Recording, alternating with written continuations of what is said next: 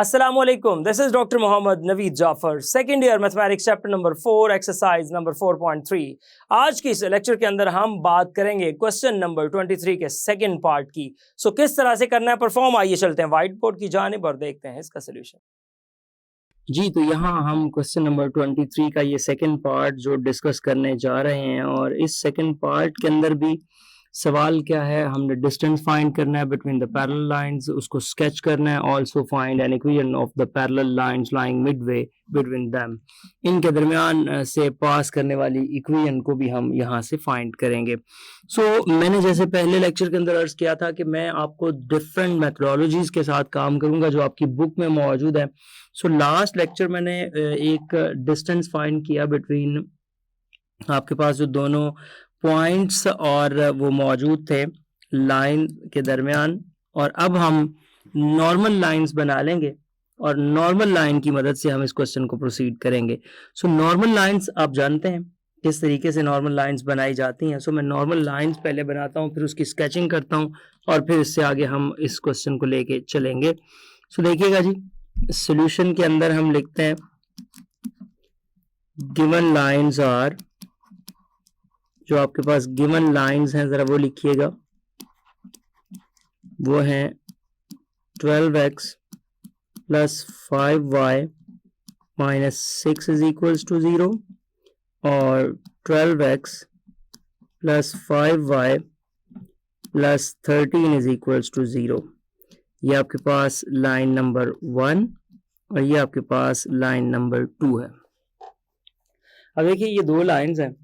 अब इन दो लाइंस को पहले आपने नॉर्मल फॉर्म में कन्वर्ट कर लेना है। जब आप इसको नॉर्मल फॉर्म में कन्वर्ट कर लें तो नॉर्मल फॉर्म की कन्वर्जन के बाद फिर आप आएंगे इससे अगले मरहले की जानिब, और वो अगला मरहला आपके पास क्या होगा, डिस्टेंस बिटवीन दीज लाइंस और स्केचिंग और सब कुछ, ये हम उसके बाद इसको प्रोसीड करने जाएंगे। जी मैं नॉर्मल फॉर्म बनाना चाहता हूँ, तो नॉर्मल फॉर्म के लिए ऑब्वियसली मेरे पास सबसे पहले क्या होगा, अगर मैं यहाँ पे इसको डिस्कस करता हूँ तो ये नॉर्मल फॉर्म बनाने के लिए देखिएगा इक्वेशन 1 की पहले नॉर्मल फॉर्म बनाते हैं। तो मैं इसको करता हूँ 1 और 2 को पैरेलल ही चला लेते हैं। यहाँ इक्वेशन 1 की इम्प्लीमेंटेशन होगी और इस साइड पे मैं इक्वेशन 2 को लेके चलूंगा। अब दोनों में चूंकि 12 और 5 स्टार्ट पे सेम है, तो पहले तो इसको लिखिए 12x plus 5y is equals to 6। इधर आ जाएगा 12x plus 5y is equals to minus 13, ये आ जाएगा, ये बन गया। उसके बाद अगला मरहला इसमें ये है कि इसको डिवाइड करना है हमने। इसको मैं डिवाइड करूंगा डिवाइडिंग बाय, अब देखिएगा इस राइट साइड पे प्लस है, तो प्लस का जो आपके पास बन रहा है ना, वो क्या बन रहा है, 12 स्क्वायर विच इज 144 प्लस 25, और ये बन रहा है 169 स्क्वायर रूट, प्लस माइनस होता है तो मैं उसमें से प्लस 13 के साथ डिवाइड करूंगा। और जो दूसरी तरफ मैं देख रहा हूं इसको भी सेम, चूंकि इसी के साथ करना है, बट आप सिमिलर प्रोसेस से लिख दीजिएगा कि डिवाइडिंग बाय, अब यहाँ पे सिर्फ ये है कि माइनस आपके पास आ जाएगा क्योंकि राइट साइड पे माइनस ऑलरेडी मौजूद है। 144 प्लस 25, बाकी का प्रोसेस सेम है, माइनस 169 स्क्वायर रूट और माइनस 13। ये आपके पास इनके प्रोसेस में जो चेंज आ रहा है बज़ाहिर वो ये आ रहा है कि एक तरफ 13 से डिवाइड करेंगे और एक तरफ माइनस 13 से डिवाइड करेंगे। तो देखिए ये पहले वाली इक्वेशन क्या बनने जा रही है, ये बन जाएगी 12 bye 13x plus 5 bye 13y, और ये आ जाएगा 6 बाय 13। इसी तरह ये आ जाएगा 12 बाय 13 और इसके साथ माइनस x, फिर माइनस आ जाएगा आपके पास 5 बाय 13, ये आ जाएगा y, और राइट साइड पे आ जाएगा 1। नहीं जी, इस साइड का जो आपके पास ये डिस्टेंस बन रहा है इसको मैं P1 कह देता हूं जो कि 6/13 है, और इसको मैं P2 कह देता हूं जो कि 1 है। ये है डिस्टेंस फ्रॉम जो आपके पास सेंटर यानी कि ओरिजिन टू द लाइन, ये परपेंडिकुलर डिस्टेंस हमने यहाँ पे फाइंड करके रख लिए। अब हमने इनके दरमियान डिस्टेंस फाइंड करना है, तो क्यों ना पहले हम स्केचिंग की जानिब आए ताकि स्केचिंग से आइडिया हो जाएगा कि क्या करना है। सो देखिए, स्केचिंग की जानिब जब हम आएंगे तो हमें यहाँ पे पहले एक्स एक्सिस वाई एक्सिस को ड्रॉ करना है। तो एक्स एक्सिस वाई एक्सिस हम यहाँ पे रखते हैं, तो ये हमारे पास इसका एक्स एक्सिस आ गया। इसी तरह हम यहाँ से वाई एक्सिस को ड्रॉ करेंगे और फिर पॉइंट्स को लोकेट करेंगे। यहाँ पे एग्जैक्टली 90 डिग्री पे हमने वाई एक्सिस बना दिया। लें जी, ये हमारा एक्स एक्सिस है, ये हमारा वाई एक्सिस है। सो जी, एक्स एक्सिस वाई एक्सिस आने के बाद अब हमने क्या करना है, इनके इंटरसेप्ट्स बनाने थे और उन इंटरसेप्ट्स को हमने यहाँ पे एडजस्ट करना है। अब देखें, अगर पहली लाइन जिसका मैं जिक्र करता चलूं कि पहली लाइन मेरे पास अगर क्या है, तो मेरे पास जो एक तरफ लाइन एक बन रही है वो है 12x + 5y - 6 = 0, यानी कि 12x + 5y - 6 = 0। जब इसमें मैं x इंटरसेप्ट की बात करूंगा तो x intercept means that y = 0, ये आपको पता है।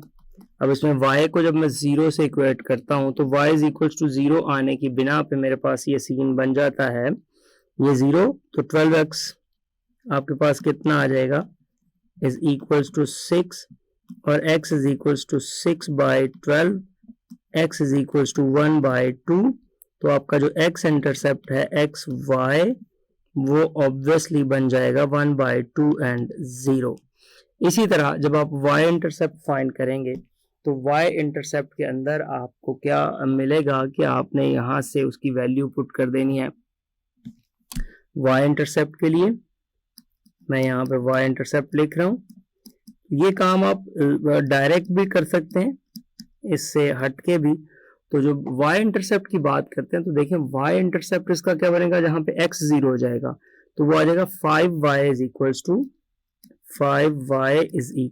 6, जो कि इम्प्लाइज करता है y = 6/5, जहां से हमारे पास वैल्यू आ जाएगी इसकी जी। तो अब दूसरी इक्वेशन की जानिब जब हम आते हैं तो वो हमारे पास है 12x + 5y = -13।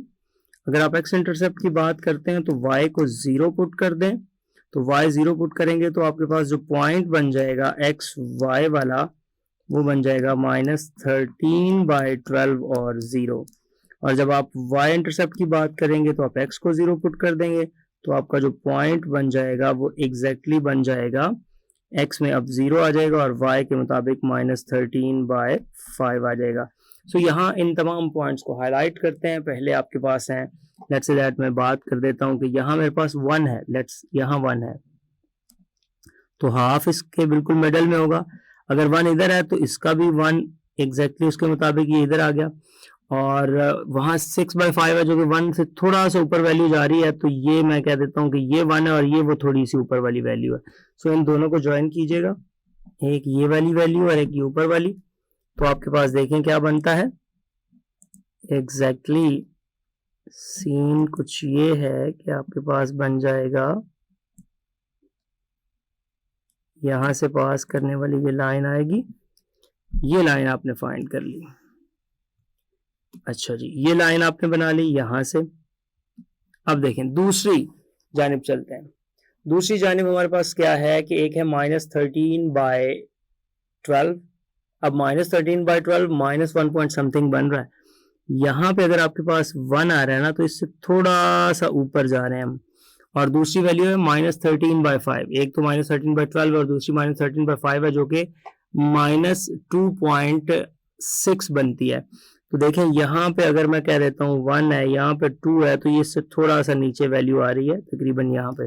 सो इन दोनों को ज्वाइन करते हैं और देखते हैं क्या सिचुएशन बनती है। ये आपके पास तकरीबन इस जगह पे ये वैल्यूज आ रही हैं, तो मैं यहाँ पे इसको ड्रॉ कर रहा हूँ। ये जो दोनों गिवन लाइंस थी इस तरह से हमने ड्रॉ कर दी। आपका ये इधर से ये वैल्यू बनी, इधर से ये वैल्यू बनी, और ये दो लाइंस आपने यहाँ से ड्रॉ कर दी। अब देखिए जो पहली लाइन थी उसका एक बात यहाँ पर जहन नशीन कर लीजिए, द डिस्टेंस बिटवीन। अब एक हमने इसके बिल्कुल पैरेलल लाइन और भी फाइंड करनी है, वो इससे अगले मरहले की जानिब करते हैं, लेकिन एक जो बात यहाँ पे बतानी है वो देखिएगा, परपेंडिकुलर डिस्टेंस फ्रॉम ओरिजिन। मैं ये कहता हूं कि इसका परपेंडिकुलर डिस्टेंस ओरिजिन से ये है और इसका परपेंडिकुलर डिस्टेंस ओरिजिन से ये है। ये दो परपेंडिकुलर डिस्टेंस जो आपने फाइंड किए हैं। अब देखिए ये जो परपेंडिकुलर डिस्टेंस आपने निकाल के रखा हुआ था वो आपका एग्जैक्टली 1 बना था, जो दूसरी लाइन का था। वो -13 को -13 से डिवाइड किया तो ये वाला आंसर आया था, जिसको हमने P2 का नाम दिया था। तो यहाँ P2 जो था, अगर आपने देखा हो कि वो 1 था, और जो P1 हमने यहाँ पे लिखा था वो आपका डिस्टेंस बना था जो आपने वहां पे फाइंड करके रखा। वो आपका एग्जैक्टली जब आप माइनस उधर ले जाते हैं तो 6/13 बना था वहां पे वो डिस्टेंस। सो 6/13 डिस्टेंस बना था इधर ये वाला। नहीं, दोनों डिस्टेंसेस आपके सामने। अब इन डिस्टेंसेस की मदद से आपने देखना है कि इनके मिड वे में से गुजरने वाली लाइन, स्केचिंग हो गई, आपने लाइन फाइंड कर ली, वो लाइन तो एंड पे आ जाएगी। तो स्केचिंग अब मिड वे, अब देखिए मिड वे जो इसका बनता है ये तकरीबन ओरिजिन से थोड़ा सा इस साइड पे बनता है। अब पहले तो आपने डिस्टेंस बिटवीन दीज लाइंस अगर फाइंड करना है तो डिस्टेंस बिटवीन दीज लाइन से मुराद ये क्या है। अब देखिए जब ओरिजिन के, मैंने आपको ये बात पहले थ्योरी के लेक्चर्स के अंदर बताई कि अगर ओरिजिन के एक ही साइड पे दोनों लाइंस हों तो फिर माइनस करना है, और अगर ओरिजिन के डिफरेंट साइड्स पे ये लाइंस मौजूद हैं तो फिर आपने प्लस करके ये रिजल्ट्स फाइंड करने हैं। सो आप देख भी रहे हैं कि अगर ये दोनों डिस्टेंसेस को गौर करें तो P1 और P2 को ऐड करेंगे तो दोनों लाइंस का दरमियान डिस्टेंस का पता चलेगा। एक तो ये बात कंफर्म होगी, वो हम आगे फाइंड कर लेते हैं, जिसको हम P3 कहेंगे। सो आप यहाँ पे अगर आते हैं और P3 फाइंड कर लेते हैं, P3 distance between these two lines. मैं ये नहीं कि इन दोनों लाइंस के दरमियान अगर डिस्टेंस फाइंड करना चाहूँ तो देखिए, फर्ज करें मैंने इन दोनों लाइंस के दरमियान डिस्टेंस फाइंड करना है और मैं कहता हूं कि वो डिस्टेंस जो इन दोनों लाइंस के दरमियान आ रहा है वो डिस्टेंस कुछ मेरे पास ये आ रहा है, यहां से लेके ये मैंने जो डॉट्स में लगा रहा हूं ये वो डिस्टेंस है जो बेसिकली मैंने फाइंड करना है। सो अगर ये डिस्टेंस है तो मैं चाहता हूं कि ये जो P डिस्टेंस है ये आ जाए, इसको P3 का नाम दे देते हैं। और ये डिस्टेंस कैसे आएगा, ये डिस्टेंस आपके पास P1 प्लस P2 से आएगा। अब जो P1 प्लस P2 है, जो आपके पास इधर से P1 और दरमियान में आ गया प्लस, फिर आपके पास है P2, इन दोनों डिस्टेंसेस को ऐड करेंगे तो वो डिस्टेंस आ जाएगा। सो लिहाजा मैं इसको कैलकुलेट करता हुआ चलता हूं कि विच इम्प्लाइज दैट, फिर P1 आपका जो डिस्टेंस था वो आपने देखा कि वो था 6/13 और P2 था 1, तो ये आपके पास आ जाएगा 6 + 13/13 यानी कि 19/13। ये P3 डिस्टेंस आ गया। अब आप वो लाइन फाइंड करना चाहते हैं जो इसके मिड वे में से पास करे, जो इसके मिड वे में से पास करे, तो बड़ी सिंपल बात है। आप देखिए, आप वो लाइन फाइंड करना चाहते हैं अगर जो इसके मिड वे में से पास करे तो एक पैरेलल लाइन इसके ऊपर वो बनाए पहले, ताकि आपको उसके मुताबिक इसका कॉन्सेप्ट समझ आए। मैं वो लाइन की तरफ लेके जाता हूं पहले इसको। आप वो लाइन बनाइए जो इनके बिल्कुल मिड वे में से पास करती है। इसको देख लीजिए, ये पैरेलल है, तो ये अगर मिड वे पे आएंगे ना तो ये ओरिजिन से थोड़ा सा इस साइड पे आ जाएगी। तो अगर ये ओरिजिन के इस साइड पे आ रही है तो ये वो लाइन बन रही है जो आप यहाँ पे फाइंड करना चाहते हैं। ये वो लाइन है जो आप यहाँ से फाइंड करना चाहते हैं जो इसके बिल्कुल मिडवे में से पास करे। अब देखें, दो तरीके हैं इसके, दो तरीके हैं। एक तरीका तो ये है कि आप ऐसा करें कि P1 वाला जो डिस्टेंस है प्लस हाफ ऑफ ये कर दें, जो दूसरा डिस्टेंस आ रहा है इसके बिल्कुल मिडल का, यानी कि हाफ ऑफ दिस डिस्टेंस, और उसमें से वो कर दें। और दूसरा ये है कि P2 डिस्टेंस जो है ये एक्चुअली इसमें से सब्ट्रैक्ट कर दें इधर वाला डिस्टेंस ओरिजिन से। आप तो ओरिजिन से उसका डिस्टेंस चाहते हैं ना, तो ये आपके पास दोनों तरह के केसेस के अंदर ये बात मौजूद है जी। तो वो डिस्टेंस आप इस तरह से उसके दरमियान वाला लिखेंगे। सो जो अब फाइनल डिस्टेंस भी उन लाइंस के दरमियान आ गया, अब आप स्केचिंग भी होगी और तीसरी बात वो लाइन फाइंड करनी है। सो आप यहाँ पे लिखिए लाइन पासिंग थ्रू, जो कि पास करेगी मिडवे, इनके मिडवे में से of these given lines, of the given lines.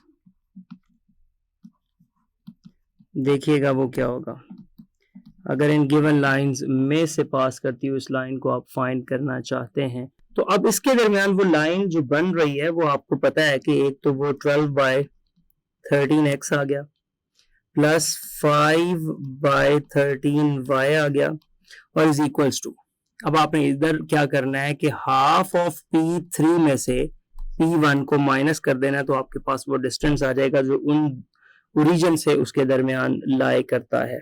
तो आपके पास वो डिस्टेंस क्या आ जाएंगे, ये देखिएगा 12/13x plus 5/13y is equals to half of 19 by आपके पास 13 आ जाएगा -1।